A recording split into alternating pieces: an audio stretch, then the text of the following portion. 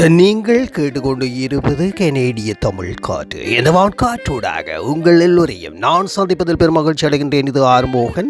இன்றைய நாள் 2024 ஆண்டிலே 16 நாட்களை கடந்து 17வது நாளில் முதலாவது மாதத்தில் வந்திருக்கின்றோம். அதாவது புதன்கிழமை என்று சோபகிர ஆண்டு தமிழ் தையுக்கு 3வது நாள். இன்றைய நாள் உங்கள் எல்லோருக்குமே அற்புதமாக அழகாக அமைய வாழ்த்துக்களை சொல்லிக்கொண்டு வாருங்கள், கேளுங்கள், தாருங்கள் உங்கள் ஆதரவை என்று கேட்டுக்கொண்டு விடைபெறுகின்றேன். நீங்கள் கேட்டுக்கொண்டு இருப்பது கனேடிய தமிழ் காற்று.